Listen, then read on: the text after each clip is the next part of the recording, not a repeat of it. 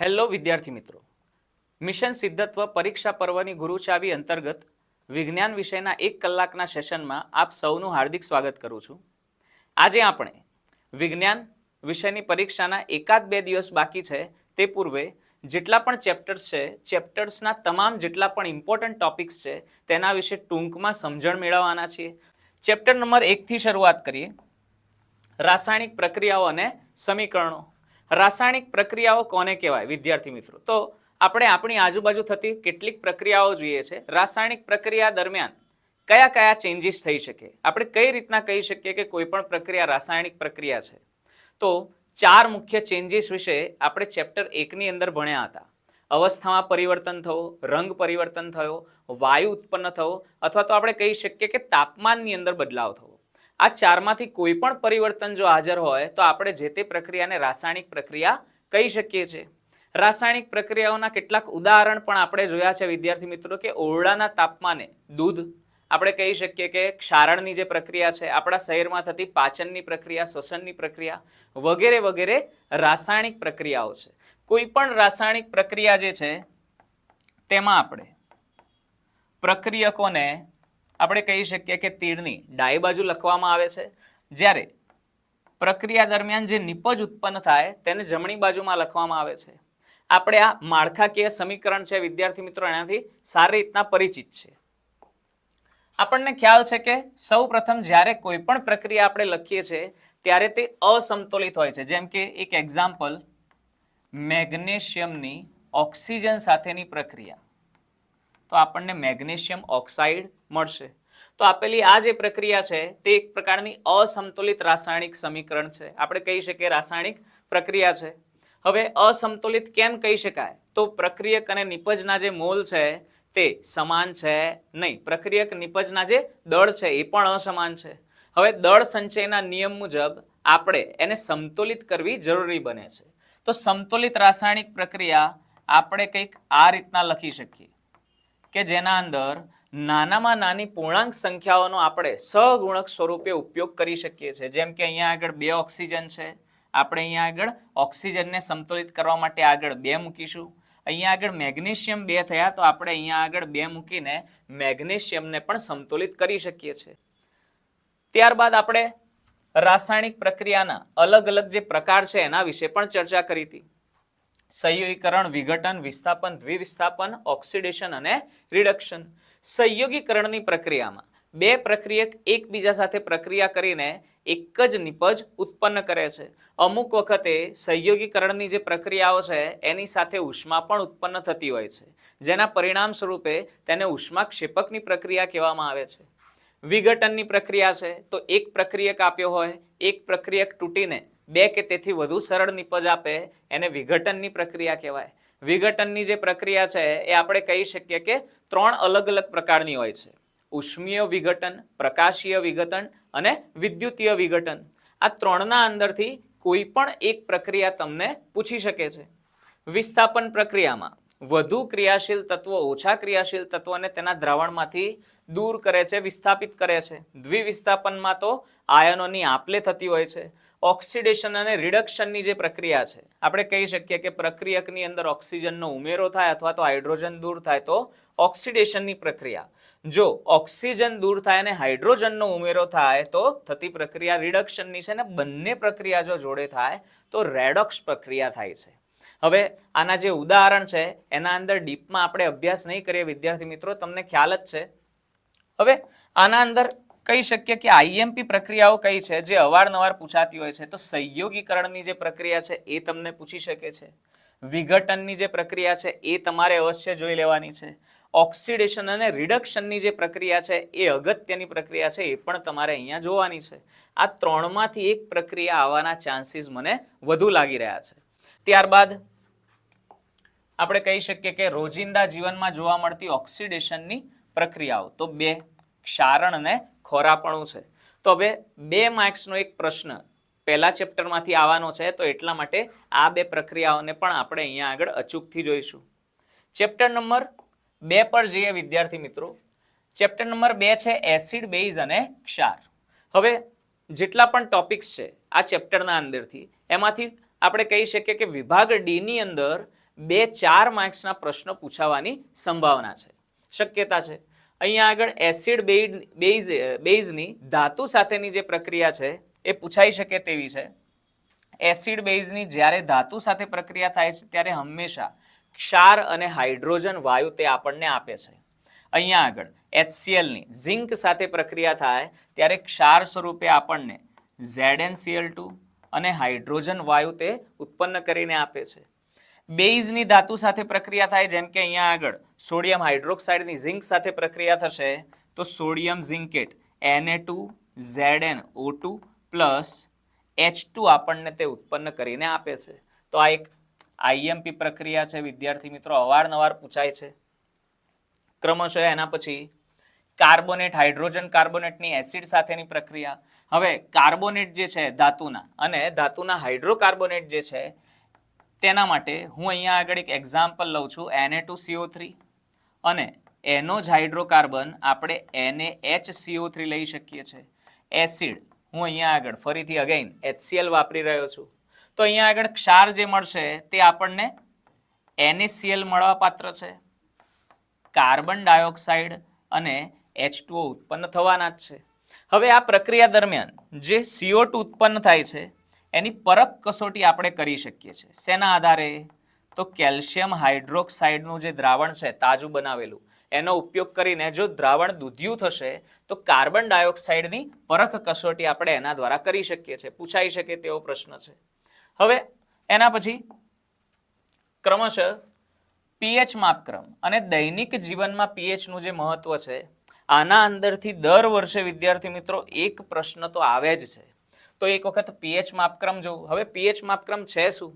P four પોટેન્સ German શબ્દ છે વિદ્યાર્થી મિત્રો. તો કોઈ પણ દ્રાવણની અંદર H+ આયનોની સાંદ્રતા કેટલી છે તે જાણવા માટેની એક સ્કેલ છે જેને આપણે પીએચ સ્કેલ, પીએચ માપક્રમ કહીએ છીએ. પીએચનું જો મૂલ્ય 7 કરતાં ઓછું હોય તો આપેલું જે દ્રાવણ છે તે એસિડિક કહેવાય, જેમાં H+ આયનોની સાંદ્રતા ખૂબ જ વધુ હોય છે. જો પીએચનું મૂલ્ય 7 કરતાં વધુ હોય તો આપેલું જે દ્રાવણ છે એમાં H+ આયનોની સાંદ્રતા ઓછી હોવાના કારણે આપેલું દ્રાવણ બેઝિક કહેવાશે. જો પીએચનું મૂલ્ય 0 મળે છે તો આપણે કહી શકીએ કે આપણું જે દ્રાવણ છે તે તટસ્થ છે. હવે એના કરતાં પણ અગત્યનો જે પ્રશ્ન છે તે છે દૈનિક જીવનનો પીએચ. હમણાં મેં કીધું કે દર વર્ષે અવારનવાર પૂછાય છે. તો આ 5 મુદ્દા છે. આ 5ના અંદરથી કોઈ પણ 2 મુદ્દા તમને પૂછી શકે છે. ક્લિયર? હવે 4 માર્ક્સના પ્રશ્નોની અંદર ચેપ્ટર 2ના અંદરથી 2 પ્રશ્નો આવે છે. તો એના અંદર એક પ્રશ્ન પેટા પ્રશ્ન સ્વરૂપે કોઈ પણ 2 અહીંયા આગળ મહત્વને લઈને આવી શકે છે.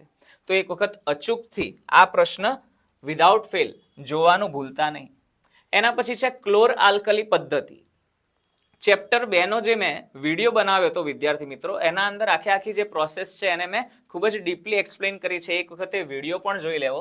પણ અહીંયા આગળ આપણે કહી શકીએ કે NaOHની બનાવટ અથવા તો ક્લોર આલ્કલી જે પદ્ધતિ છે એના અંદર આપણે NaClનું દ્રાવણ એટલે કે NaCl પ્લસ H2O ને વિદ્યુત વિભાજનીય પદ્ધતિ દ્વારા અહીંયા આગળ આપણે NaOH મેળવી શકીએ છીએ.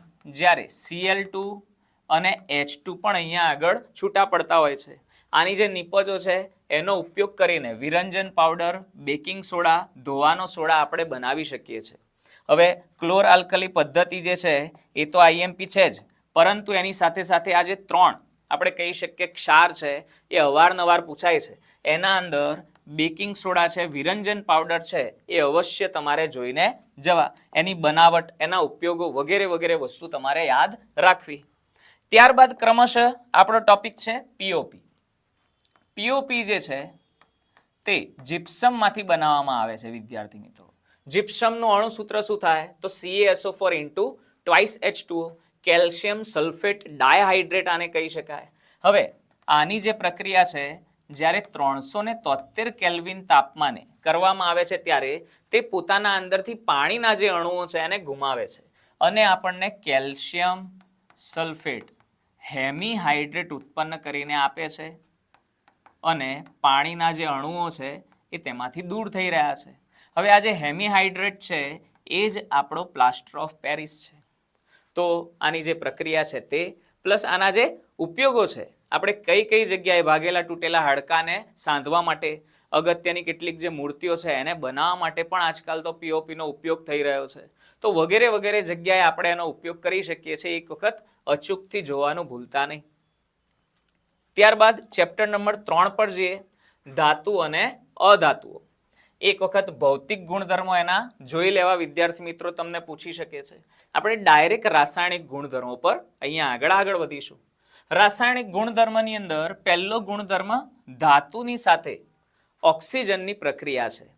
ધાતુની સાથે જ્યારે ઓક્સિજન પ્રક્રિયા કરે ત્યારે ધાતુનો ઓક્સાઇડ ઉત્પન્ન કરે છે. જેમ કે મેગ્નેશિયમ છે, ઓક્સિજન સાથે પ્રક્રિયા કરશે, મેગ્નેશિયમ ઓક્સાઇડ આપશે. બીજી પ્રક્રિયા ધાતુની પાણી સાથેની છે. જ્યારે પણ ધાતુ પાણી સાથે પ્રક્રિયા કરે છે ત્યારે શરૂઆતમાં ધાતુ ઓક્સાઇડ ઉત્પન્ન કરીને આપે છે અને H2 વાયુ ઉત્પન્ન થાય છે. આમાં જો ખૂબ જ સક્રિય ધાતુઓ છે વિદ્યાર્થી મિત્રો, સક્રિયતા શ્રેણી આપણી ટેક્સ્ટબુકના પેજ નંબર 45 ઉપર આપેલી છે. એક વખત આ જે ટોપિક છે એનો જે મેં પર્ટિક્યુલર વિડીયો બનાવ્યો છે ત્રીજા ચેપ્ટરનો, એના અંદર તમે આ આખી જે પ્રક્રિયા છે એ સરળતાથી સમજી શકશો. એક વખત એ પણ જોઈ લેજો. હવે સક્રિયતા શ્રેણીને ધ્યાનમાં રાખીને જો ખૂબ જ સક્રિય ધાતુઓ છે જેમ કે પોટેશિયમ છે, સોડિયમ છે, કેલ્શિયમ છે વગેરે ધાતુ હાઇડ્રોજન વાયુ ઉત્પન્ન થતો હોવાના કારણે પોટેશિયમ અને સોડિયમ જેવી જે ધાતુઓ છે એ તો તરત જ આગ પકડી લે છે, કારણ કે હાઇડ્રોજન વાયુ ઉત્પન્ન થતો હોય છે. હવે અહીંયા આગળ અન્ય કેટલીક જે ધાતુઓ છે તે ધાતુના ઓક્સાઇડ કેમ કે પાણીના હાજરીમાં હોવાના કારણે તરત જ શું ઉત્પન્ન કરીને આપી દે છે? ધાતુના હાઇડ્રોક્સાઇડ ઉત્પન્ન કરીને આપે છે. તો 2 તબક્કામાં થતી પ્રક્રિયાઓ છે. કેટલીક જે મધ્યમ સક્રિયતા ધરાવતી ધાતુઓ છે જેમ કે લોખંડ છે, એલ્યુમિનિયમ છે, તે ધાતુના હાઇડ્રોક્સાઇડ આપતી નથી, માત્ર ને માત્ર શું આપે છે? તો ધાતુના ઓક્સાઇડ જ આપતી હોય છે. એક વખત ધ્યાન આપશો. ત્યારબાદ ધાતુ એ અને ધાતુ બીના દ્રાવણની પ્રક્રિયા એક પ્રકારની વિસ્થાપન પ્રક્રિયા છે વિદ્યાર્થી મિત્રો. વિસ્થાપન પ્રક્રિયામાં જો ધાતુ એ ખૂબ જ પ્રબળ છે, સક્રિય છે, તો તે ધાતુ બીના દ્રાવણમાંથી ધાતુ બીને વિસ્થાપિત કરી દે છે ને ધાતુ એનું દ્રાવણ આપે છે. ચેપ્ટર 1 ની રિપીટ પ્રક્રિયા છે, એક વખત જોજો. ચોથી પ્રક્રિયા છે ધાતુ અને અધાતુની. હવે ધાતુ જેમ કે હું સોડિયમ કહી દઉં અને અધાતુ જેમ કે હું ક્લોરીન કહી દઉં છું.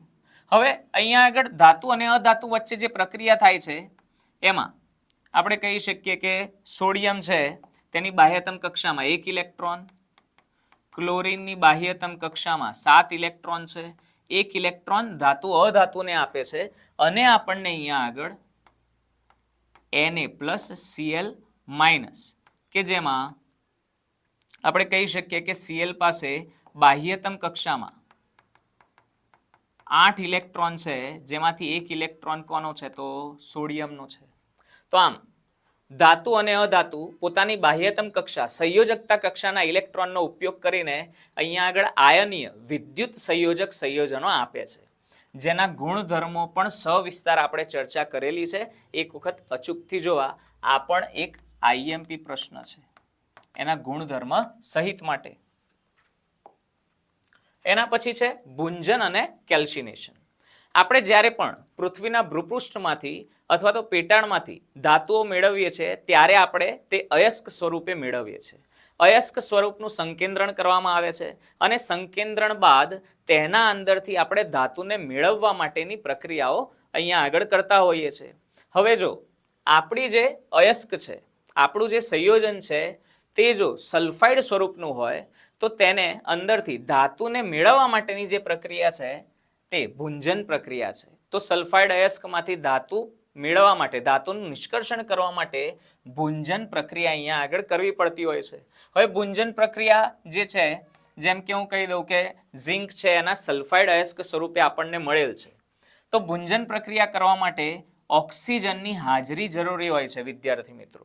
તો ભુંજન પ્રક્રિયાની વ્યાખ્યા આપણે લખી શકીએ કે ધાતુના સલ્ફાઇડની ઓક્સિજનની હાજરીમાં આપણે પ્રક્રિયા કરાવડાવીએ કે જેનાથી આપણને સૌપ્રથમ જે તે ધાતુનો ઓક્સાઇડ મળે છે અને સલ્ફર છે તો સલ્ફર ડાયોક્સાઇડ છૂટો થઈને મળે છે.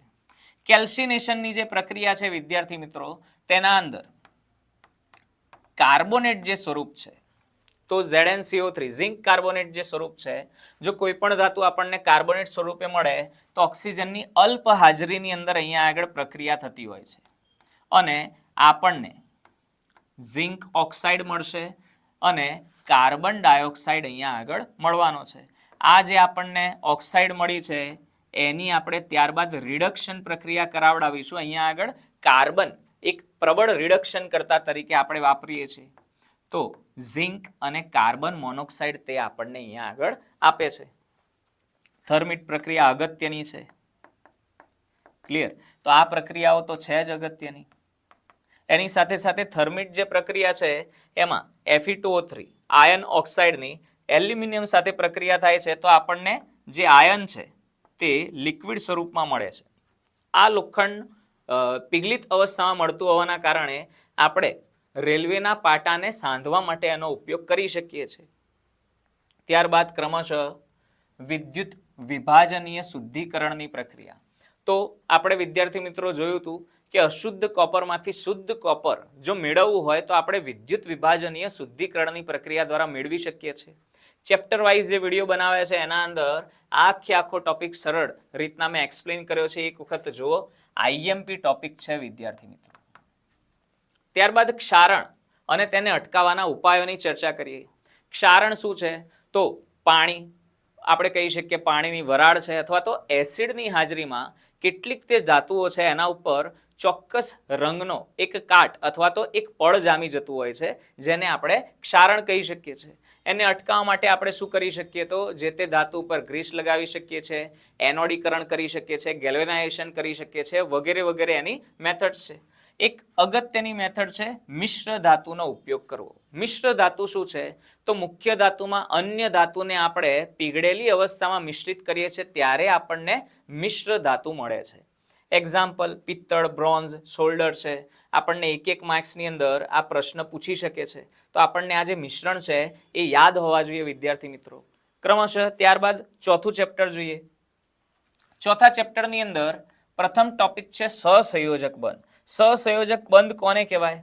તો એવો બંધ કે જેના અંદર સમાન તત્વના પરમાણુ કે જુદા જુદા તત્વના પરમાણુઓ એકબીજા સાથે ઇલેક્ટ્રોનની ભાગીદારી કરીને જોડાતા હોય તો એને આપણે સહસંયોજક બંધ કહી શકીએ છીએ. 2-3 એક્ઝામ્પલ જોઈ લઈએ. જેમ કે હાઇડ્રોજનના 2 પરમાણુઓ છે એ એકબીજા સાથે એકલ સહસંયોજક બંધથી જોડાય છે. ઓક્સિજનના જે 2 પરમાણુઓ છે તે એકબીજા સાથે આપણે કહી શકીએ કે દ્વિબંધથી જોડાય છે. આ પણ એક સહસંયોજક બંધ છે. તો અહીંયા આગળ એકલ બંધ, અહીંયા આગળ દ્વિબંધ બન્યો છે. બાહ્યતમ કક્ષામાં 6 ઇલેક્ટ્રોન હતા. નાઇટ્રોજનનું એક્ઝામ્પલ આપેલું હતું વિદ્યાર્થી મિત્રો. તો નાઇટ્રોજન જે છે એની સંયોજકતા કક્ષા બાહ્યતમ કક્ષામાં કેટલા ઇલેક્ટ્રોન છે? તો 5 ઇલેક્ટ્રોન છે. તો અહીંયા આગળ તે 3 ઇલેક્ટ્રોનની ભાગીદારી કરીને એકબીજા સાથે સંયોજાય છે અને N2 અણુ આપે છે. તો H2 અણુ, O2 અણુ અને N2 અણુ. તો આ 3 સહસંયોજક સંયોજનો આપણે કહી શકીએ, બંધ ધરાવતા સંયોજનો કહી શકીએ. એક આપણે કહી શકીએ કે મિથેન સંયોજન પણ આપણે જોયું હતું કે જેમાં કાર્બન જે છે તે 4 હાઇડ્રોજન પરમાણુ સાથે પોતે બંધ બનાવે છે અને સહસંયોજક સંયોજન આપે છે. હવે અહીંયા આગળ એના પછીનો ટોપિક છે સર્વતોમુખી સ્વભાવ. આ ચેપ્ટરમાંથી 4 માર્ક્સનો પણ એક પ્રશ્ન આવવાનો છે વિદ્યાર્થી મિત્રો. તો 2 સ્વભાવ છે, કેટેનેશન અને 4 સંયોજકતા, ચતુર્થ સંયોજકતા. હવે કેટેનેશન કોને કહેવાય? કાર્બન અન્ય કાર્બન સાથે જોડાવાની જે અદ્વિતીય ક્ષમતા ધરાવે છે તેને તેનો કેટેનેશનનો ગુણધર્મ કહેવાય છે. કેટેનેશનનો જે ગુણધર્મ છે એને આધીન કાર્બન જે છે તે શૃંખલા સંયોજન, આપણે કહી શકીએ કે શાખિત શૃંખલા અથવા તો વલય સંયોજનો બનાવે છે. કાર્બનનો આ જે ગુણધર્મ છે તે અન્ય કોઈ પણ તત્વના પરમાણુ પાસે હાજર નથી. કહી શકીએ કે સિલિકોન છે પણ તે 5 થી 7 પરમાણુઓ જેટલી લાંબી શૃંખલા પછી સક્રિય બની જાય છે. હવે આ પ્રકારના 3 સંયોજનોની સાથે સાથે કાર્બન જે છે એ અન્ય કાર્બન સાથે એકલ બંધ દ્વિબંધ અથવા તો ત્રિબંધ સાથે પણ જોડાઈ શકે છે. આપણે કહી શકીએ છીએ કે ખૂબ જ વધારે સંખ્યામાં કાર્બનના સંયોજનો બનાવીને આપે છે. અહીંયા આગળ આપણે કહી શકીએ કે પ્રથમ સંયોજન કે જેમાં કાર્બન કાર્બન વચ્ચે એકલ બંધ હાજર છે તે એક પ્રકારનું સંતૃપ્ત હાઇડ્રોકાર્બન સંયોજન છે. દ્વિબંધ અને ત્રિબંધ ધરાવતા જે સંયોજનો છે તેને આપણે અસંતૃપ્ત હાઇડ્રોકાર્બન સંયોજનો કહી શકીએ છીએ. બીજો ગુણધર્મ છે ચાર સંયોજકતા ચતુર્થ સંયોજકતા. તો કાર્બન જે છે એની ચાર યુનિક જે સંયોજકતા છે એને આધીન કાર્બન સિવાયના અન્ય તત્વોના પરમાણુ સાથે પણ ખૂબ જ પ્રબળ સહસંયોજક બંધ બનાવવાની વૃત્તિ ધરાવે છે, જેમ કે હાઇડ્રોજન, ઓક્સિજન, નાઇટ્રોજન અને બીજા હેલોજન તત્વો. કેમ કે કાર્બન પોતાની બીજી કક્ષામાં રહેલા ઇલેક્ટ્રોનનો ઉપયોગ કરીને બંધ બનાવે છે, તેના દ્વારા બનતો જે બંધ છે એ ખૂબ જ પ્રબળ હોય છે. તેના પરિણામ સ્વરૂપે લાખોની સંખ્યામાં કાર્બનના સંયોજનો અહીંયા આગળ બની શકે છે, જે બધા જ તત્વો કરતાં એને એકદમ યુનિક બનાવે છે. એના પછી બંધારણીય સમઘટકો વાળો ટોપિક છે, આઈએમપી ટોપિક છે વિદ્યાર્થી મિત્રો. હવે બ્યુટેન C4H10 આપ્યું છે. હવે બ્યુટેન જે છે એક પ્રકારનું આલ્કેન સંયોજન છે. યાદ આવ્યું છે, અહીંયા આગળ લખી દઉં છું. આલ્કેન, આલ્કીન અને આલ્કાઇન ત્રણ પ્રકારના સંયોજનો છે વિદ્યાર્થી મિત્રો. આલ્કેન તો CnH2n+2, આલ્કીન તો CnH2n અને આલ્કાઇન તો CnH2n-2 પ્રકારના સંયોજનો. એક વખત આ અચૂકથી જોઈ લેજો. ફરીથી બંધારણીય સમઘટકો. તો બ્યુટેનના બંધારણીય સમઘટકો આપણે દોરવા છે. બંધારણીય સમઘટકો કોને કહેવાય? તો એવા સંયોજનો કે જેના બંધારણ અલગ અલગ હોય પરંતુ જેના આણ્વીય સૂત્રો સમાન હોય અને આપણે બંધારણીય સમઘટકો કહીએ છીએ. તો પહેલું બંધારણીય સમઘટક આપણે બ્યુટેન માટે દોરીએ તો આપણે કહી શકીએ કે શૃંખલા ચેઇન જે છે એ આપણે બનાવી શકીએ છીએ, જેમાં 4 કાર્બનના જે પરમાણુઓ છે તે 10 હાઇડ્રોજન ધરાવે છે. તો આ પહેલું બંધારણીય સમઘટક થયો. એનો બીજો બંધારણીય સમઘટક અહીંયા આગળ શક્ય છે. તો આપણે કહી શકીએ કે 3 કાર્બનના જે પરમાણુ છે એને આપણે શૃંખલામાં ગોઠવીએ અને ચોથો જે કાર્બન છે એને શાખિત શૃંખલામાં ગોઠવીએ. તો આમ તેના ઉપર પણ આ જેટલી પણ ખાલી જગ્યા છે તે દરેક જગ્યાએ હું હાઇડ્રોજન ગોઠવી શકું છું. આમ બ્યુટેનના 2 બંધારણીય સમઘટક અહીંયા આગળ શક્ય છે. હવે એના પછી ક્રમશઃ એસ્ટરીકરણની પ્રક્રિયા છે વિદ્યાર્થી મિત્રો. એસ્ટરીકરણની પ્રક્રિયા ઇથેનોલ અને ઇથેનોઇક એસિડ વચ્ચે થતી હોય છે. એસ્ટરીકરણની પ્રક્રિયામાં અહીંયા આગળ હાજર જે હાઇડ્રોજન છે અને અહીંયા આગળ હાજર જે OH છે તે જોડાઈને એક પાણીનો અણુ છૂટો પડે છે. આ સિવાયના જે સંયોજનો છે એને આપણે જોડીને એસ્ટરનું સંયોજન બનાવી શકીએ છીએ. તો એકદમ સરળતાથી આપણે એના અણુસૂત્રને યાદ રાખી શકીએ છીએ. તો CH3CO અને એની સાથે હવે આ જે સંયોજન છે એ આખે આખું જોડાવાનું છે. તો આપણે કહી શકીએ કે કાર્બનના કેટલા પરમાણુઓ હાજર છે? 4 પરમાણુ. CH3COOCH2CH3 એક પ્રકારનું એસ્ટર છે, મીઠી વાસ ધરાવે છે, સુગંધિત પદાર્થો સાબુ વગેરેની બનાવટમાં વપરાય છે અને પાણીનો એક અણુ છૂટો પડે છે. મોસ્ટ IMP પ્રક્રિયા છે વિદ્યાર્થી મિત્રો. અગત્યની પ્રક્રિયા છે, પૂછાઈ શકે તેવી છે. આ પ્રક્રિયા દરમિયાન H+ એટલે કે H2SO4 એસિડનો પણ અહીંયા આગળ સમાવેશ થાય છે. H2SO4 એસિડની થોડીક હાજરી હોય છે. એના પછી પ્રક્રિયામાં મિશેલ સંરચના છે, પૂછાઈ શકે તેવો પ્રશ્ન છે. મિશેલ સંરચના સાબુની સફાઈ ક્રિયાવિધિ ઉપર આધારિત છે. આપણે કહી શકીએ કે સાબુના જે અણુ છે તે સોડિયમ અથવા તો પોટેશિયમ ની લાંબી શૃંખલા ધરાવતા કાર્બોક્સિલિક એસિડના ક્ષાર છે. હવે અહીંયા આગળ આપણે કહી શકીએ કે આ એક શીર્ષનો ભાગ છે અને આ પૂંછનો ભાગ છે. આપણે કહી શકીએ આ જળ અનુરાગી છેડો છે, જ્યારે આ જળ વિરાગી છેડો છે. જ્યારે પણ આપણે કોઈ પણ કપડા ઉપર લાગેલ જે ડાઘ છે એને ધોવા માટે સાબુના દ્રાવણમાં એને બોળીશું ત્યારે જળ વિરાગી જે છેડો છે, જે એક પ્રકારનો કાર્બનિક છેડો છે, તે આપણા આ જે ડાઘ છે એની આજુબાજુ ક્રમશઃ આ રીતના પોતે ગોઠવાશે અને જે ડાઘ છે એને કપડાના ઉપરથી ખેંચીને એક મિશેલ સંરચના બનાવે છે જેના કેન્દ્રસ્થ ભાગે આપણે ધૂળનો રજકણ અથવા તો તેલનો ડાઘ હાજર હોય છે. એની ચારેય બાજુ આપણે કહી શકીએ કે ક્રમિક આ પ્રકારના સાબુના અણુઓ ગોઠવાયેલા હોય છે, જેમાં છેડાના ભાગ ઉપર શું હાજર હશે? Na+ હાજર હશે. તો સાબુના દ્રાવણમાં આ પ્રકારના અનેક મિશેલ સંરચનાઓ નિર્માણ પામેલી હોય છે. આખી જે સંરચના છે એને મિશેલ સંરચના કહી શકીએ વિદ્યાર્થી મિત્રો. મિશેલ સંરચનાઓ એકબીજાથી તદ્દન જુદી રહેતી હોય છે, કારણ કે બધાના છેડે Na+ આવેલા છે અને તેના પરિણામ સ્વરૂપે એક ઇમલ્શન પાયસનું નિર્માણ કરે છે.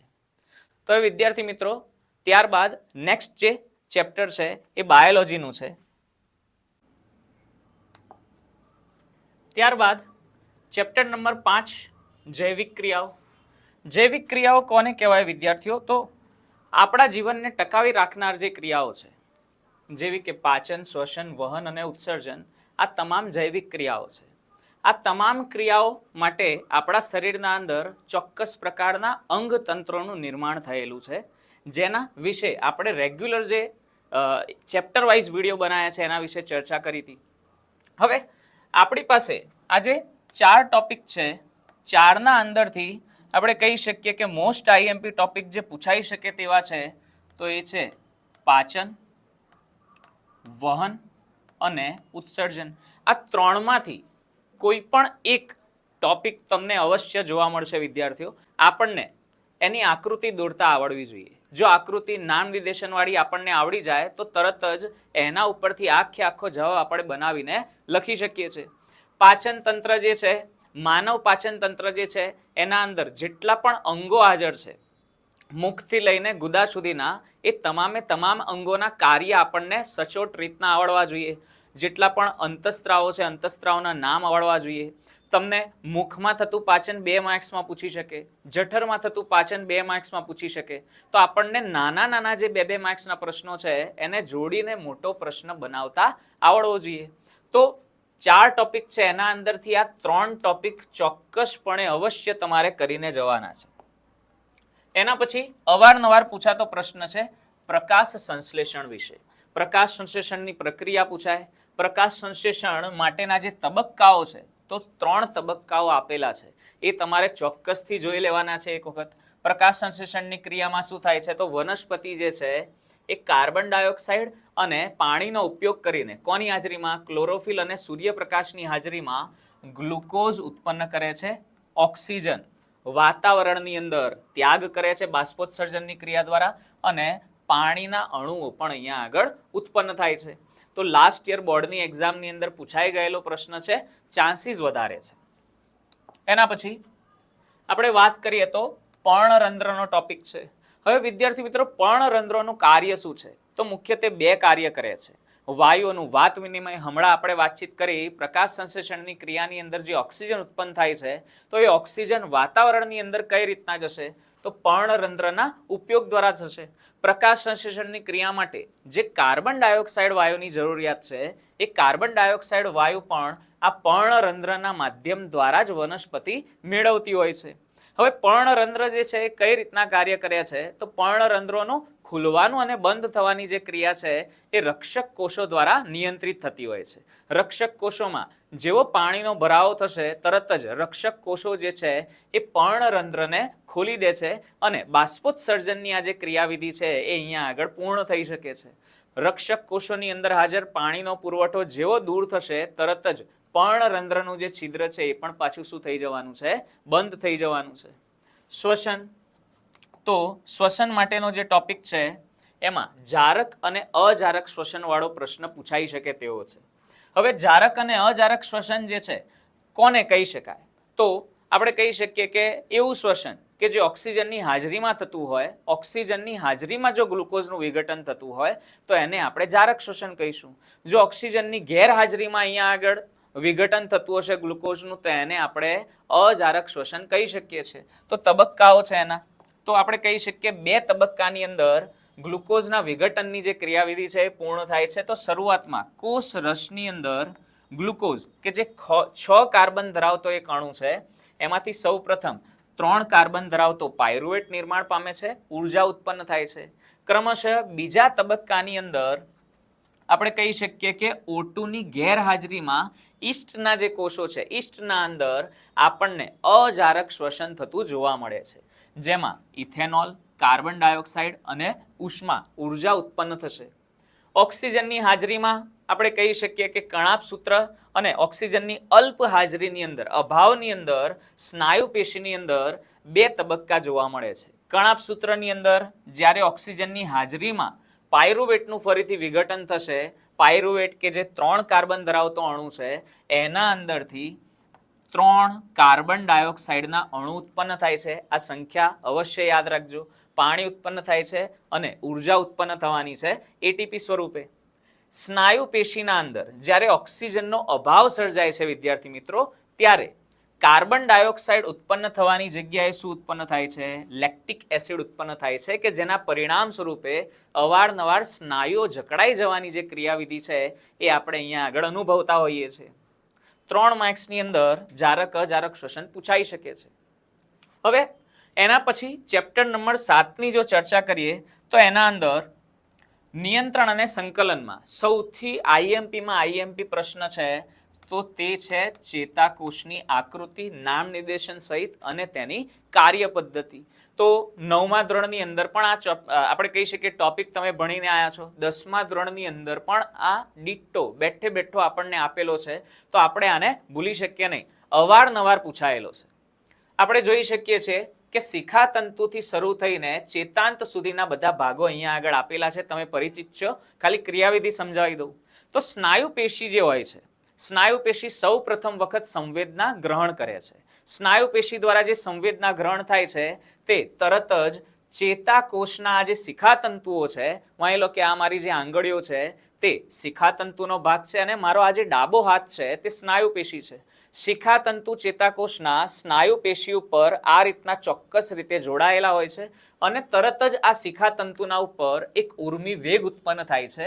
આ ઉર્મિ વેગ કોષ કેન્દ્ર ચેતાક્ષમાં થઈને ચેતાંત એટલે કે ચેતાકોષના અંતના ભાગ પર પહોંચે છે અને અંતના ભાગ ઉપરથી ચોક્કસ પ્રકારના અહીંયા આગળ રસાયણો ઉત્પન્ન થાય છે. આ રસાયણો બીજા ચેતાકોષ સુધી પહોંચશે અને બીજા ચેતાકોષના શિખાતંતુ ઉપર ફરીથી શું ઉત્પન્ન કરશે? ઉર્મિ વેગ ઉત્પન્ન કરશે. હવે બે ચેતાકોષ વચ્ચે આજે ચોક્કસ અવકાશ હાજર છે. એ ચોક્કસ અવકાશને ચેતોપાગમ કહેવામાં આવે છે. 1 માર્ક્સ માટે તમને પૂછી શકે છે. ત્યારબાદ ક્રમશઃ આપણે વાતચીત કરીએ તો પરાવર્તી કમાન. પરાવર્તી કમાન જે છે એ ત્વરિત પ્રતિચાર આપવામાં આપણને મદદ કરે છે. પરાવર્તી કમાનના જે મુખ્ય ભાગો છે એના અંદર કરોડરજ્જુ કે જે આપણા શરીરના દરેક અંગ સાથે જોડાયેલી જે ચેતાપેશી છે, ચેતાકોષને પોતાની સાથે જોડવાનું કામ કરે છે અને કરોડરજ્જુ અંતે કોની સાથે જોડાયેલું છે? તો મગજ સાથે જોડાયેલું છે. આમ CNS સેન્ટ્રલ નર્વસ સિસ્ટમ અહીંયા આગળ નિર્માણ પામે છે. તો પરાવર્તી કમાનનો જે પ્રશ્ન છે એ પણ ચોક્કસપણે એક વખત તમારે જોવાનો છે. ત્યારબાદનો પ્રશ્ન છે માનવ મગજ. માનવ મગજની આકૃતિ તમને આવડવી જોઈએ. આકૃતિ પછી એના 3 જે મુખ્ય ભાગો છે, અગ્ર મગજ, પર્શ્વ મગજ અને મધ્ય મગજ, એ 3 જે ભાગો છે એના વિવિધ અંગો, બધાના કાર્યો પણ તમને આવડવા જોઈએ. પ્રશ્ન અથવા તો 1 માર્ક્સના અંદર એના અંદરથી પ્રશ્નો આવી શકે છે. ત્યારબાદ ક્રમશઃ નેક્સ્ટ ચેપ્ટર નંબર 7 છે, સજીવો કેવી રીતના પ્રજનન કરે છે. તો હવે પ્રજનન મુખ્ય 2 પ્રકારના છે. એક તો કહી દઈએ અલિંગી છે અને બીજું છે લિંગી પ્રજનન. તો જેના અંદર એક જ સજીવ દ્વારા, એકલ સજીવ દ્વારા નવી સંતતિ, બાળ સંતતિ ઉત્પન્ન થાય તો એને અલિંગી પ્રજનન કહેવાય ને જેમાં 2 સ્વતંત્ર સજીવો ભાગ ભજવતા હોય પ્રજનન ક્રિયામાં એને આપણે લિંગી પ્રજનન કહીએ છીએ. અલિંગી પ્રજનનની અહીંયા આગળ 6 અલગ અલગ પદ્ધતિઓ આપેલી છે. ભાજન, અવખંડન, પુનર્જનન, કલિકા સર્જન, વાનસ્પતિક પ્રજનન, બીજાનું નિર્માણ. તો અહીંયા આગળ ભાજન જે છે એના 2 પ્રકાર છે, દ્વિભાજન અને બહુભાજન. આપણે કહી શકીએ કે દ્વિભાજન, સમભાજન જે છે એ અમીબા અને લેશમાનિયામાં જોવા મળે છે. અમીબાની અંદર જે દ્વિભાજન થાય છે, સમભાજન થાય છે એ અનિયત સમતલમાં એટલે કે કોઈ પણ સમતલમાં થઈ શકે છે. જ્યારે લેશમાનિયાના અંતના ભાગ ઉપર એક પૂંછડી જેવી સંરચના આવેલી હોવાના કારણે તેનું વિભાજન ચોક્કસ સમતલમાં જ થઈ શકે છે. તો ભાજનવાળો ટોપિક આઈએમપી છે 6 ના અંદરથી. ભાજનનો બીજો પ્રકાર છે બહુભાજન. તો પ્લાઝ્મોડિયમ જે છે તે અનેક કોષ કેન્દ્રો ઉત્પન્ન કરી શકે છે અને દરેક કોષ કેન્દ્ર સ્વતંત્ર કોષ તરીકે વિકાસ પામી શકે છે. આપણે એ ટોપિક પણ ભણ્યા છે. તો ભાજન મોસ્ટ આઈએમપી ટોપિક છે, પૂછાઈ શકે છે. ત્યારબાદ અવખંડન સ્પાયરોગાયરામાં જોવા મળે. પુનર્જનનની જે ક્રિયા છે પ્લેનેરિયામાં જોવા મળે. કલિકા સર્જન, તો કલિકા સર્જન પણ આઈએમપી છે. હાઇડ્રા અને ઈસ્ટમાં જોવા મળે છે. કલિકા જે તે શરીર છે, પિતૃકોષ છે, એના ઉપર વારે ઘડીએ વિભાજન થવાના કારણે જે કલિકા ઉત્પન્ન થાય છે તેમાંથી નવો બાળ સજીવ ઉત્પન્ન થાય છે. વાનસ્પતિક પ્રજનન પણ આઈએમપી છે. પાનફૂટીના જે પર્ણ છે તેના માટેનો પ્રશ્ન તમને પૂછાઈ શકે છે. વાનસ્પતિક પ્રજનન કઈ રીતના શક્ય બને છે? તો કલમ, દાબ કલમ અને આરોપણ દ્વારા વનસ્પતિના વિવિધ ભાગોનો ઉપયોગ કરીને નવી વનસ્પતિનું સર્જન કરવામાં આવે છે અને આપણે વાનસ્પતિક પ્રજનન કહી શકીએ છીએ. બીજાણુ નિર્માણ તો આપણે કહી શકીએ છીએ બ્રેડ મોલ્ડ જે છે, ફૂગ જે છે તે એના અંદર આવે છે. તો હવે કુલ કહી શકીએ 3 પ્રક્રિયાઓ તમારે ચોક્કસપણે અહીંયા આગળ પ્રિપેર કરીને જવાની છે, આકૃતિ સહિત પ્રિપેર કરીને જવાની છે. લિંગી પ્રજનનની વાત કરીએ તો માનવમાં લિંગી પ્રજનનમાં સૌ પ્રથમ તો નર અને માદા પ્રજનન તંત્ર આવશે. નર અને માદા પ્રજનન તંત્રની અંદર આપણે જો નર પ્રજનન તંત્રની વાત કરીએ તો નર પ્રજનન તંત્રમાં આપણે કહી શકીએ કે જે નરજન્યુને ઉત્પન્ન કરવા વાળો અંગ અને નરજન્યુને ઉત્પન્ન કર્યા બાદ માદા પ્રજનન તંત્રમાં એવી જગ્યા કે જ્યાં આગળ ફલન થવાનું છે એ જગ્યા સુધી પહોંચાડનાર તમામ અંગોનું અહીંયા આગળ નર પ્રજનન તંત્રની અંદર સમાવેશ કરવામાં આવે છે. માદા પ્રજનન તંત્ર જે છે એના વિવિધ ભાગો ચોક્કસપણે, હવે આ બંનેમાં જો મોસ્ટ આઈએમપી હોય ને વિદ્યાર્થી મિત્રો તો એ માદા પ્રજનન તંત્ર છે. ક્લિયર? તો એના બધા જ જે ભાગો છે, અંગો છે, એના કાર્ય કઈ રીતના એના અંદર ફલનની ક્રિયા થાય છે ચોક્કસપણે આકૃતિ સહિત તે આપણે તૈયાર કરીને જવાનું છે. એક માર્ક્સના પ્રશ્ન પણ આના અંદરથી આવી શકે છે. આમ તો આ ચેપ્ટરમાંથી કોઈ 1 માર્ક્સનો પ્રશ્ન છે નહીં, પરંતુ તમને પૂછી શકે છે કે નર પ્રજનન તંત્રની અંદર પ્રોસ્ટેટ અને શુક્રાશયનું કામ શું છે? તો પ્રોસ્ટેટ અને શુક્રાશય એવા અંતઃસ્ત્રાવ ઉત્પન્ન કરે છે કે જે શુક્રકોષને પ્રવાહી માધ્યમ અને પ્રોટીન પૂરા પાડે છે. માદા પ્રજનન તંત્રની અંદર જરાયુ માટેનો પ્રશ્ન પૂછી શકે, ગર્ભાશયના નિર્માણ માટેનો પ્રશ્ન પૂછી શકે, વગેરે વગેરે પ્રશ્ન પૂછાઈ શકે છે. સપુષ્પી વનસ્પતિની અંદર લિંગી પ્રજનન. સપુષ્પી વનસ્પતિ એટલે કે એવી વનસ્પતિઓ કે જે પુષ્પ ઉત્પન્ન કરી શકે છે. હવે સપુષ્પી વનસ્પતિની અંદર પણ એના 2 ભાગો છે, એકલિંગી અને દ્વિલિંગી. તો આપણે કહી શકીએ કે કેટલીક વનસ્પતિના ઉપર જે પુષ્પ આવે છે તે માત્ર એક જ લિંગ ધરાવતા હોય છે. હવે એના અંદર જે 2 લિંગ હાજર છે એમાં એક લિંગ પુંકેસર છે અને બીજું લિંગ જે છે એ સ્ત્રીકેસર છે. પુંકેસર જે છે એ પુષ્પનો નર જનનાંગ કહેવાય છે, જ્યારે સ્ત્રીકેસર છે એ પુષ્પનો માદા જનનાંગ કહેવાય છે. આ બંનેની જો હાજરી એક જ પુષ્પની અંદર હાજર હોય તો એને આપણે દ્વિલિંગી, જો એમાંથી એક જ જનન અંગ જો પુષ્પની અંદર હાજર હશે તો એને એકલિંગી પુષ્પ કહીશું. હવે આપણને ખ્યાલ છે ફલનની જે ક્રિયા સપુષ્પી વનસ્પતિમાં થાય છે તેના અંદર પરાગરજ પુંકેસર ઉત્પન્ન થાય છે અને સ્ત્રીકેસરના પરાગાસન પર ત્યાં આગળ સ્થળાંતરિત થાય છે. જો એક જ એ જ પુષ્પની પરાગરજ તે જ પુષ્પના સ્ત્રીકેસર પર સ્થળાંતરિત થાય તો તેને સ્વપરાગનયન, જો અન્ય પુષ્પના સ્ત્રીકેસર પર સ્થળાંતરિત થાય તો એને પરપરાગનયન કહેવામાં આવે છે. એનો તફાવત પણ એક વખત તમારે અવશ્ય જોવાનો રહેશે. ત્યારબાદ આપણને અહીંયા આગળ ગર્ભ નિરોધની વિવિધ રીતો આપેલી છે, એટલે કે ગર્ભ ધારણ થતું આપણે કઈ રીતના રોકી શકીએ છીએ એની જે રીતો છે એ કઈ છે. આ પણ મોસ્ટ આઈએમપી ક્વેશ્ચન આપણે કહી શકીએ. તો 3 રીતો છે. યાંત્રિક અવરોધ. યાંત્રિક અવરોધની અંદર કઈ વસ્તુનો સમાવેશ થશે? તો શિશ્નને ઢાંકનાર આવરણ આપણે કહી શકીએ જે નિરોધ છે કે જે નર દ્વારા વાપરવામાં આવે છે તેનો અહીંયા આગળ સમાવેશ થઈ શકે છે. માદા દ્વારા કોપરટી, આંકડી અથવા તો લૂપનો ઉપયોગ થઈ શકે છે કે જે ગર્ભાશયની અંદર સ્થાપિત કરવામાં આવે છે કે જેના પરિણામ સ્વરૂપે શુક્રકોષો અને જે અંડકોષ છે એને આપણે એનું જે મિલન છે એને આપણે ટાળી શકીએ છીએ. બીજી રીત છે રાસાયણિક અવરોધની.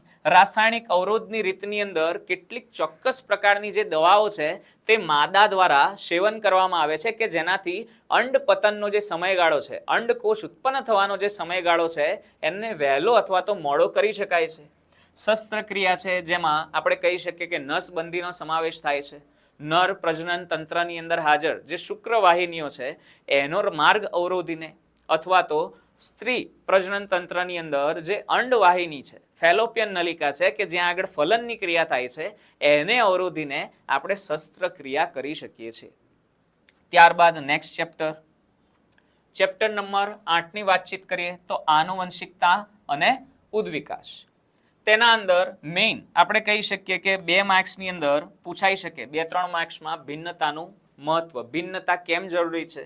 તો સજીવની જીવિતતા ટકાવી રાખવા માટે, સજીવની આજુબાજુ જે પર્યાવરણમાં ચેન્જીસ થાય છે એના આધારે ભિન્નતા જે તે વ્યક્તિના શરીરમાં ડીએનએ પેટર્ન્સની અંદર આપમેળે ઉત્પન્ન થાય છે કે જેના પરિણામ સ્વરૂપે આજુબાજુ પર્યાવરણમાં થતા પરિવર્તનો સામે એ સજીવ જે છે એ ટકી શકે છે.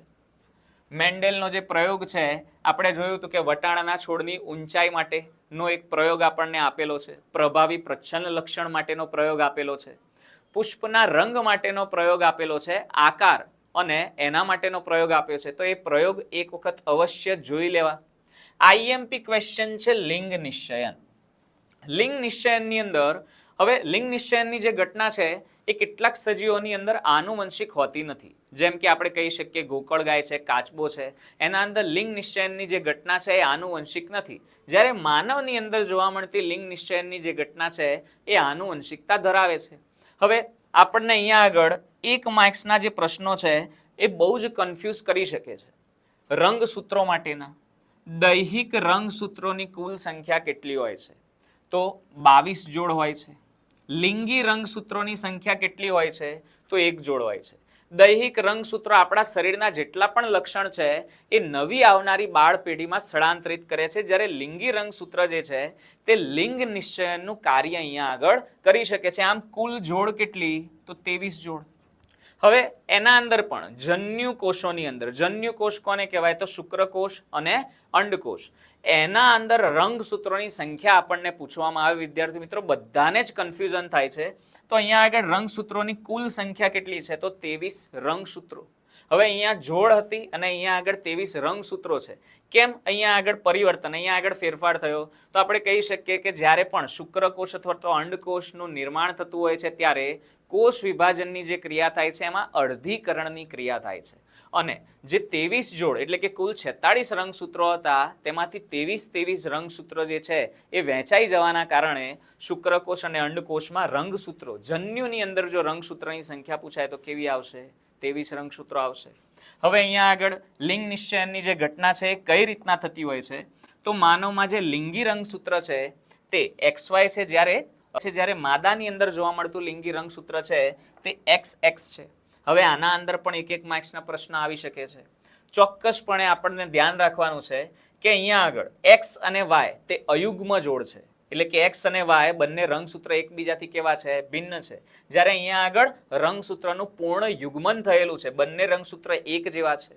અન્ય એક પ્રશ્ન તમને પૂછાઈ શકે X અને Y રંગસૂત્રના કદ માટેનો. હંમેશા યાદ રાખવાનું કે Y રંગસૂત્ર જે છે એ પ્રમાણમાં નાનો હોય છે, એનું જે કદ છે એ કેવું હોય છે? નાનું હોય છે. હવે પુરુષની અંદર જોવા મળતું X અને Y રંગસૂત્ર જે છે અને માદામાં જોવા મળતા XX રંગસૂત્રની વાતચીત કરીએ તો એના વચ્ચે જ્યારે ફલનની ક્રિયા થાય, જો પુરુષનો X રંગસૂત્ર ધરાવતો કોષ X રંગસૂત્ર ધરાવતા માદા કોષને ફલિત કરે છે તો આપણે કહી શકીએ કે નવો જે કોષ નિર્માણ પામે છે તે XX એટલે કે જન્મનાર જે બાળ છે તે માદા જન્મશે. અને જો Y રંગસૂત્ર દ્વારા X રંગસૂત્ર કોષનું ફલન કરવામાં આવે તો આપણે કહી શકીએ કે X અને Y રંગસૂત્રની જોડ નિર્માણ પામે છે, એટલે કે જન્મનાર બાળક કેવું હશે વિદ્યાર્થી મિત્રો? તો પુરુષ જન્મવાનું છે. ત્યારબાદ નેક્સ્ટ આગળ વધીએ વિદ્યાર્થી મિત્રો. તો ફિઝિક્સ શરૂ થાય છે હવે. ચેપ્ટર નંબર 9 પરાવર્તન અને વક્રીભવન. ખાસ આઈએમપી પ્રશ્નો પરાવર્તન અને વક્રીભવન કોને કહેવાય? પરાવર્તન કોને કહે છે? તો આપણે કહી શકીએ કે કોઈ પણ સપાટી ઉપર પ્રકાશના કિરણો જે આપાત થાય છે, અથડાઈને પાછી ફરવાની જે ક્રિયા જોવા મળે છે એને આપણે પરાવર્તન કહીએ છીએ. એના નિયમો ચોક્કસથી જોઈ લેવાના છે. ક્લિયર? 2 થી 3 માર્ક્સમાં આઈએમપી પ્રશ્ન છે. વક્રીભવન કોને કહેવાય? તો એક માધ્યમમાંથી બીજા માધ્યમમાં પ્રકાશનું કિરણ જ્યારે પ્રવેશે છે ત્યારે 2 માધ્યમોને છૂટી પાડતી સપાટી આગળથી તે પોતાના પ્રસરણની દિશાને બદલે છે, એને આપણે વક્રીભવન કહી શકીએ છીએ. એના પણ નિયમો આપણે જોઈ લેવાના છે, પૂછી શકે એવા છે પ્રશ્નો. ક્લિયર? હવે અગત્યના મુદ્દાઓ. હવે ચેપ્ટર બહુ જ લાંબુ છે વિદ્યાર્થી મિત્રો, મેં ચેપ્ટર 9નો જે અલગથી વિડીયો બનાવ્યો છે એના અંદર અમુક જે ટોપિક છે એની અલગથી ચર્ચા કરેલી છે. એ વિડીયો અવશ્ય તમારે જોઈ લેવાનો રહેશે. અગત્યના મુદ્દાઓ અને પ્રશ્નોની આપણે અહીંયા આગળ ડાયરેક્ટ ચર્ચા કરીશું. અરીસા અને લેન્સની કિરણાકૃતિઓ ચોક્કસપણે એક વખત આખી ટોટલ 16 કિરણાકૃતિઓ છે. ક્લિયર? 8 કિરણાકૃતિઓ અરીસા માટે છે અને 8 કિરણાકૃતિઓ લેન્સ માટેની છે. બધી જ અવશ્ય તમને આવડવી જોઈએ. 3 માર્ક્સની અંદર પૂછાય તો 3 માર્ક્સ આપણા રોકડા છે. અરીસા અને લેન્સના દાખલા પણ એક વખત જોઈ લેવાના છે. એના માટે લેન્સ અને અરીસાના સૂત્રો તમને આવડવા જોઈએ. લેન્સનો પાવર અગત્યનો ટોપિક છે, આવી શકે છે. 1 માર્ક્સની અંદર લેન્સને પાવરના લગતા પ્રશ્નો પણ તમને પૂછી શકે છે. લેન્સનો પાવર કોને કહેવાય? તો કેન્દ્ર લંબાઈના વ્યસ્તને લેન્સનો પાવર કહી શકીએ છીએ. લેન્સનો પાવર કયા એકમમાં વપરાય માપવામાં આવે છે? તો આપણે કહી શકીએ ડાયોપ્ટર. અહીંયા એ મૂલ્ય પણ તમને ખાસ યાદ હોવું જોઈએ કે 1D બરાબર 1/1 મીટર. આપણે અહીંયા આગળ આ જ વસ્તુને આ રીતના લખી શકીએ છીએ. ક્લિયર? તો આ બંને વસ્તુ એક જ છે. હવે આના ઉપરથી તમારે એક જ વસ્તુ યાદ રાખવાની છે. જો 1 માર્ક્સની અંદર તમને કેન્દ્ર લંબાઈ આપવામાં આવે અને તમને પાવર શોધવાનું કે તમને પાવર આપવામાં આવે કેન્દ્ર લંબાઈ શોધવાનું કે તો તમારે ચોક્કસ યાદ રાખવાનું કે કેન્દ્ર લંબાઈનું મૂલ્ય દાખલો ગણતા પહેલા મીટરની અંદર રૂપાંતરિત કરી દેવાનું. જો તમને અહીંયા આગળ જે કેન્દ્ર લંબાઈનું મૂલ્ય આપેલું છે એ સેન્ટીમીટરમાં આપ્યું હોય તો મીટરમાં ફેરવ્યા બાદ જ તમારે પાવર શોધવાનો થશે. ક્લિયર? અમુક વખતે તમને પાવરનું મૂલ્ય આપે, કેન્દ્ર લંબાઈ શોધવાની કે તો એના અંદર રૂપાંતરણ હંમેશા આપણને જે મળશે, જે કેન્દ્ર લંબાઈનું મૂલ્ય મળશે એ મીટરમાં જ મળશે. હવે તમને જવાબમાં સેન્ટીમીટરમાં મૂલ્ય શોધવાનું કે તો તમને જે મીટરમાં મૂલ્ય મળ્યું છે એને તમારે સેન્ટીમીટરમાં ફેરવવાનું રહેશે. ક્રમિક એના પછી ચેપ્ટર નંબર 10 છે માનવ આંખ અને રંગબેરંગી દુનિયા. માનવ આંખની આકૃતિ અને એની રચના કાર્ય પદ્ધતિ આપણને આવડવી જોઈએ. એક જે આપણે આ ચેપ્ટરનો વિડીયો બનાવ્યો છે એના અંદર આ તમામ ટોપિકને મેં કવર કર્યા છે. ક્લિયર? રચના અને કાર્ય પદ્ધતિ એકદમ શોર્ટમાં સમજાય છે. મેં એના અંદર એક વાત જોઈ લેવું. સમાવેશન ક્ષમતા કોને કહે છે? તો આપણે કહી શકીએ કે આપણા નેત્રમણીની કેન્દ્ર લંબાઈમાં વધારો ઘટાડો કરવાની આ જે ક્ષમતા છે આપણી આંખની સિલિયરી સ્નાયુઓના ઉપયોગ દ્વારા એને આપણે સમાવેશન ક્ષમતા કહી શકીએ છીએ. નજીક બિંદુ, દૂર બિંદુ. નજીક બિંદુ 25 સેન્ટીમીટર દૂર છે કે જ્યાં આગળ રાખેલી વસ્તુ તણાવ વગર આપણી માનવ આંખ સરળતાથી જોઈ શકે છે. દૂર બિંદુની જો વાતચીત કરીએ તો માનવ આંખ અનંત અંતર સુધી જોઈ શકે છે. એટલા માટે આપણું જે દૂર બિંદુ છે એ અનંત અંતરે આવેલું છે. માનવ આંખની જે ખામીઓ છે, લઘુ દ્રષ્ટિની ખામી છે. લઘુ દ્રષ્ટિની ખામીની અંદર નજીકની વસ્તુ સ્પષ્ટ દેખાય છે. એના અંદર જે દૂર બિંદુ છે એ અનંત અંતરેથી ખસીને માનવ આંખની નજીક આવી જવાના કારણે પ્રતિબિંબ રેટિના ઉપર મળવું જોઈએ, પરંતુ રેટિનાની આગળ રચાવા લાગે છે. એટલે કે આંખનો ડોળો મોટો થઈ ગયો હોય છે. તો યોગ્ય અંતર્ગોળ લેન્સનો ઉપયોગ કરીને આપણે તેને નિવારી શકીએ છીએ. ગુરુ દ્રષ્ટિની ખામીમાં તેનાથી બિલકુલ ઉલટું જોવા મળે છે. ગુરુ દ્રષ્ટિની ખામીની અંદર દૂરની જે વસ્તુ છે એ સ્પષ્ટ દેખાય છે, જ્યારે નજીકની જે વસ્તુ છે એ સ્પષ્ટ દેખાતી નથી. અને આ ખામીના નિવારણ માટે આપણે યોગ્ય કેન્દ્ર લંબાઈ ધરાવતો બહિર્ગોળ લેન્સ વાપરી શકીએ છીએ કે જેના પરિણામ સ્વરૂપે જે રેટિનાની પાછળ પ્રતિબિંબ મળતું હતું, આંખનો ડોળો જે નાનો થઈ ગયો છે તેને આપણે ઠીક કરી શકીએ છીએ. પ્રેસ બાયોપિયાની અંદર બંને પ્રકારની જે ખામી છે એક સાથે હાજર હોય તો આપણે યોગ્ય ફોકલ લેન્થ ધરાવતો આ લેન્સનો ઉપયોગ કરી શકીએ છીએ. ત્યારબાદ આગળ વધીએ. એના પછી ચેપ્ટર છે વિદ્યુત પ્રવાહ. વિદ્યુત પ્રવાહ જે છે એને આપણે I = Q/T દ્વારા દર્શાવી શકીએ છીએ. એકમ સમયગાળામાં પસાર થતા વિદ્યુત ભારના જથ્થાને આપણે વિદ્યુત પ્રવાહ કહી શકીએ છીએ. એકમ આપણે એમ્પિયર લખીએ છીએ. વિદ્યુત સ્થિતિમાન, એક કુલમ ધન વીજભારને એક છેડાથી બીજા છેડા તરફ લઈ જવા માટે કરવા પડતા કાર્યને વિદ્યુત સ્થિતિમાન કહે છે. ઓહમનો નિયમ છે, V ચલે છે I. ઈસવીસન 1827 ની અંદર જ્યોર્જ સિમોન ઓહમે કરેલ પ્રયોગ દ્વારા તેને V અને I વચ્ચેના સંબંધને તારવ્યો હતો કે જેને આપણે અહીંયા આગળ રજૂઆત કરી શકીએ છીએ કે ચોક્કસ નિયત તાપમાને વાહકના બે છેડા વચ્ચે રહેલ વિદ્યુત સ્થિતિમાનનો તફાવત અને તેમાંથી પસાર થતો વિદ્યુત પ્રવાહનો જે જથ્થો છે એ એકબીજાના સમપ્રમાણમાં હોય છે. અને એને આધીન અહીંયા આગળ આપણે નવું સૂત્ર પણ મેળવ્યું હતું, V = IR. અવરોધ વિશેની ચર્ચા પણ આપણે આપણા વિડીયો સેશનની અંદર કરેલી છે, એક વખત અવશ્ય જોઈ લેવું. ત્યારબાદ છે અવરોધોનું શ્રેણી અને અવરોધોનું સમાંતર જોડાણ. તો હવે શ્રેણી અને સમાંતર જોડાણના આ જે ટોપિકો છે એના માટેના જે સૂત્રો છે એ આપણે તારવ્યા હતા વિડીયો સેશનની અંદર, એક વખત અવશ્યથી જોવા. તો આપણે આ પ્રકારના કહી શકીએ કે સૂત્રની તારવણી અહીંયા આગળ કરેલ હતી. હવે આ સૂત્રની તારવણી થઈ ગયા બાદ મેં તમને કીધું કે એક લાઈન અવશ્યથી લખવાની છે કે અવરોધકોના શ્રેણી જોડાણની અંદર સ્વતંત્ર અવરોધકોના સરવાળા જેટલું મૂલ્ય મળશે, જ્યારે અવરોધકોના સમાંતર જોડાણની અંદર જે સમતુલ્ય અવરોધનું વ્યસ્તનું મૂલ્ય છે એ સ્વતંત્ર અવરોધકોના વ્યસ્તોના સરવાળા જેટલું મળે છે. આ બંને સૂત્રની તારવણી અચૂક આઈએમપી છે વિદ્યાર્થી મિત્રો, અવશ્ય તમારે જોઈ લેવાની છે, એક આવી શકે છે.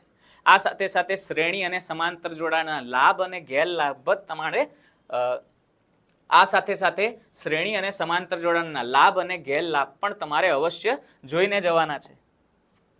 ત્યારબાદ આપણું ચેપ્ટર છે વિદ્યુત પ્રવાહની ચુંબકીય અસરો. વિદ્યુત પ્રવાહધારિત વાહક તાર દ્વારા ચુંબકીય ક્ષેત્ર જે ઉત્પન્ન થાય છે, આપણે જાણીએ છીએ કે જ્યારે કોઈ પણ વાહક તારમાંથી વિદ્યુત પ્રવાહને પસાર કરવામાં આવે છે ત્યારે તે વાહક તાર પોતાની આજુબાજુ ચુંબકીય ક્ષેત્ર ઉત્પન્ન કરે છે. તો એના માટેનો પ્રયોગ આપણે જોયો તો, એક વખત અચૂકથી જોઈને જો પૂછાઈ શકે છે. ચુંબકીય ક્ષેત્ર અને ક્ષેત્ર રેખાઓ. ચુંબકીય ક્ષેત્ર કોને કહેવાય? તો કોઈ પણ ચુંબકની આજુબાજુનો એવો વિસ્તાર, એવો ભાગ કે જ્યાં ચુંબકનું ચુંબકીય ક્ષેત્ર અનુભવાતું હોય, વર્તાતું હોય, એને આપણે ચુંબકીય ક્ષેત્ર કહી શકીએ છીએ. અને એ ભાતની અંદર, એ ચોક્કસ એરિયાની અંદર લોખંડનો ભૂકો નાખવામાં આવે તો જે ભાતમાં, જે પેટર્નમાં ભૂકો ગોઠવાય છે એને આપણે ચુંબકીય ક્ષેત્ર રેખાઓ કહી શકીએ છીએ. ગજિયા ચુંબક દ્વારા અને હોકાયંત્ર દ્વારા ચુંબકીય ક્ષેત્ર રેખાઓ કઈ રીતના મેળવવામાં આવે છે અને એની સાથે સાથે ક્ષેત્ર રેખાઓની લાક્ષણિકતા મોસ્ટ આઈએમપી છે, એક વખત તૈયાર કરીને પ્રિપેર કરીને જવું. જમણા હાથનો અંગૂઠાનો નિયમ 2 માર્ક્સની અંદર આવી શકે છે, જેમાં જમણા હાથનો જે અંગૂઠો છે તે આપણે કહી શકીએ કે વિદ્યુત પ્રવાહ જ્યારે પસાર થાય છે એ દિશામાં આપણે અંગૂઠાને રાખીશું તો આંગળીઓની જે દિશા છે, વાહક તારની આજુબાજુ આંગળીઓ કઈ દિશામાં વીંટળાય છે તે આપણને ચુંબકીય ક્ષેત્રની દિશાને સમજાવે છે. સોલેનોઇડ આપણે કહી શકીએ કે વાહક તારને ગૂંચળા સ્વરૂપે એકબીજાની નજીક જો ગૂંચળાને ગોઠવવામાં આવે તો જે સંરચના બને છે એને સોલેનોઇડ કહેવાય. એના દ્વારા ઉત્પન્ન થતું ચુંબકીય ક્ષેત્ર મેં વિડીયો લેક્ચરમાં સમજાવ્યું હતું. આઈએમપી ક્વેશ્ચન છે વિદ્યાર્થી મિત્રો, 4 માર્ક્સનો એક ક્વેશ્ચન આવવાનો છે આ ચેપ્ટરમાંથી. તો એમાં પ્રબળ દાવેદાર હું વાતચીત કરું તો એના માટે સોલેનોઇડ છે અને ઘરેલું વિદ્યુત પરિપથ છે. આ બંને પ્રશ્ન અવશ્ય જોઈને જવાના છે, પરફેક્ટ તૈયાર કરીને જવાના છે. ફ્લેમિંગનો ડાબા હાથનો નિયમ પણ 2 માર્ક્સની અંદર આવી શકે છે, એક વખત અચૂકથી જોઈને જવો. ચેપ્ટર નંબર 13 છે આપણું પર્યાવરણ. હવે નિવસન તંત્રનો પ્રશ્ન તમને પૂછાઈ શકે કે નિવસન તંત્ર કોને કહે છે? તો જૈવિક ઘટકો અને અજૈવિક ઘટકો જે છે, જૈવિક ઘટકો કોને કહેવાય? તો જે સજીવ ઘટકો છે એને આપણે જૈવિક ઘટકો કહીશું. અજૈવિક ઘટકો કોને કહેવાય? તો આપણે કહી શકીએ જે નિર્જીવ ઘટકો છે એને આપણે અજૈવિક ઘટકો કહીશું. હવે જૈવિક અને અજૈવિક ઘટકોની વચ્ચે જે આંતરક્રિયા થાય છે અને એના પરિણામ સ્વરૂપે જે આપણે કહી શકીએ તંત્રનું નિર્માણ થાય છે એને નિવસન તંત્ર કહેવાય. તો હવે નિવસન તંત્રની અંદર આપણે કહી શકીએ કે પ્રોડ્યુસર્સ, ઉત્પન્ન કરનાર, ઉત્પાદક હોય છે, ક્લિયર. ઉપભોગ્યો હોય છે કે જે ઉત્પાદકો ઉપર ખોરાક માટે આધાર રાખે છે, ને વિઘટકો હોય છે. તો આ ત્રણેયના દ્વારા જે તંત્ર નિર્માણ પામે એને આપણે નિવસન તંત્ર કહી શકીએ છીએ. આહાર શૃંખલા, આહાર જાળનો ટોપિક એક વખત અવશ્ય જોઈ લેવાનો છે. ઉર્જાનું જે વહન છે, ઉર્જા વહનની અંદર હંમેશા એક બાબત ધ્યાનમાં રાખવાની છે કે ઉર્જાનું જે વહન છે હંમેશા એક દિશ હોય છે, એક જ દિશામાં ઉર્જાનું વહન શક્ય બને છે. એટલે કે એક પોષક સ્તરના અંદરથી બીજા પોષક સ્તરમાં ઉર્જાનો પુરવઠો પહોંચશે ત્યારે આગળના પોષક સ્તર માટે હવે તે પુનઃ પ્રાપ્ય રહેતો નથી. ઉર્જાનો હંમેશા પોષક સ્તરના અંદરથી જ્યારે એક પોષક સ્તરમાંથી બીજા પોષક સ્તરમાં ઉર્જાનો પુરવઠો જાય છે ત્યારે ચોક્કસપણે ઉર્જાનો વ્યય થાય છે. તો ઉર્જાનું વહન, પોષક સ્તરવાળો જે ટોપિક છે એ પણ એક વખત જોઈ લેવો, આઈએમપી ટોપિક છે, ક્લિયર. તો નિવસન તંત્ર, ઉર્જા વહન અને પોષક સ્તર. એના પછી જૈવિક વિશાલન જે છે, જૈવિક વિશાલન કોને કહેવાય? તો આપણે કહી શકીએ કે આપણી જે આહાર જાળ છે, આહાર શૃંખલા છે એના અંદર કેટલાક અવિઘટનીય પદાર્થો પ્રવેશ કરી જાય છે. હવે આપણા શરીરની અંદર એવા કોઈ પણ પ્રકારના અંતઃસ્ત્રાવો છે નહીં કે જે તેનું વિઘટન કરી શકે. તો આમ તેનો ક્રમશઃ ઉત્તરોત્તર આપણા પોષક સ્તરની અંદર વધારો થાય છે, જેના કારણે વિષ ઝેર ઉત્પન્ન થાય છે, જેને આપણે જૈવિક વિશાલન કહી શકીએ છીએ. ઓઝોન સ્તરવાળો ટોપિક છે. ઓઝોન સ્તરનું નિર્માણ કઈ રીતના થાય વિદ્યાર્થી મિત્રો? તો સૂર્યના જે પારજાંબલી કિરણો છે એ ઓક્સિજનના અણુ ઉપર પડે છે, ત્યારે ઓક્સિજનનો અણુ બે સ્વતંત્ર પરમાણુની અંદર વિભાજન પામે છે. આ ઓક્સિજનનો જે પરમાણુ છે અન્ય ઓક્સિજનના અણુ સાથે જોડાય છે અને ઓઝોન ઉત્પન્ન કરે છે, ઓઝોનનું એક સ્તર બનાવે છે કે જે ખૂબ જ ઉપર આવેલું છે. ઓઝોનમાં ઓક્સિજનના 3 પરમાણુઓ હાજર છે, આપણને ખ્યાલ છે. હવે ઓઝોન સ્તરનું કાર્ય શું છે? તો એ આપણને પારજાંબલી કિરણોથી રક્ષણ આપે છે અને આપણને કહી શકીએ કે ચામડીથી થતા રોગો જે છે, કેન્સર જેવા રોગો છે, એના સામે રક્ષણ આપે છે. હવે ઓઝોન સ્તરની અંદર આપણે ક્રમશઃ કહી શકીએ કે એનું જે સ્તર છે એનું ખવાણ થઈ રહ્યું છે, જે તે સ્તર છે તે સ્તરનો નાશ થઈ રહ્યો છે અને એને ધ્યાનમાં રાખીને ઈસવીસન 1987ની અંદર UNEP યુનાઇટેડ નેશન એન્વાયરમેન્ટલ પ્રોગ્રામને આધીન અહીંયા આગળ 1986ના લેવલ સુધી આપણે ઓઝોન સ્તરને નુકસાન કરતા જે પદાર્થો છે એના લેવલને સીમિત કરવાનું નક્કી કર્યું હતું. હવે ઓઝોન સ્તરને કોણ નુકસાન કરી શકે છે? તો આપણે કહી શકીએ કે CFCs છે, ક્લોરોફ્લોરો કાર્બન્સ છે કે જેનો ઉપયોગ આપણે એસી અને રેફ્રિજરેટરની અંદર કરીએ છીએ. એના સિવાય આપણે કહી શકીએ HFCs છે, વગેરે વગેરેનો ઉપયોગ આપણે ઓછો કર્યો છે. અન્ય ટોપિક છે કચરાનું વ્યવસ્થાપન. કચરાનું વ્યવસ્થાપન આવે એટલે કચરાના પ્રકારો સૌ પ્રથમ વખત આપણે વિચારવા પડે. હવે કચરાના પ્રકારો અવસ્થાને આધીન અને વિઘટનને આધીન આપણે પાડી શકીએ છીએ. અવસ્થાને આધીન તો આપણે ઘન અને પ્રવાહી કચરાને અલગ તારવી શકીએ છીએ. વિઘટનને આધીન IMP ક્વેશ્ચન છે, પૂછાઈ શકે છે. જૈવ વિઘટનીય અને જૈવ અવિઘટનીય પૂછાયેલો પ્રશ્ન છે, યાદ રાખવું. હવે બે તફાવત અહીંયા આગળ કન્ફ્યુઝિંગ છે. જૈવિક ઘટકો અજૈવિક ઘટકોનો તફાવત અને જૈવ વિઘટનીય જૈવ અવિઘટનીય પદાર્થો માટેનો તફાવત. તો એ બંને તફાવતમાં કન્ફ્યુઝન ના થાય એ વસ્તુનો ચોક્કસથી ખ્યાલ રાખજો. લાસ્ટ યરના પેપરની અંદર પ્રશ્ન પૂછાયો હતો ને વિદ્યાર્થીઓએ ખોટો જવાબ લખ્યો હતો. અહીંયા આગળ કચરાનું વ્યવસ્થાપન આપણે અલગ અલગ રીતો દ્વારા કરી શકીએ છીએ. પુનઃચક્રીયકરણ છે, ખાતર નિર્માણની જે ક્રિયા છે એના અંદર જૈવ વિઘટનીય કચરાને વાપરી શકીએ છીએ, જમીનની અંદર દાટી શકીએ છીએ, આપણે બાયોગેસ ઉત્પાદન કરી શકીએ છીએ. તો આમ અહીંયા આગળ વિદ્યાર્થી મિત્રો 13 ચેપ્ટર જે છે એના અગત્યના જે પ્રશ્નો છે મેક્સિમમ મેં કવર કરવાનો પ્રયત્ન કર્યો છે. તમે આ દરેકે દરેક જે થિયરીઝ છે એને ચોક્કસપણે વ્યવસ્થિત રીતના રિવાઇઝ કરીને જશો તો સારામાં સારા માર્ક તમે બોર્ડ એક્ઝામની અંદર મેળવી શકો છો.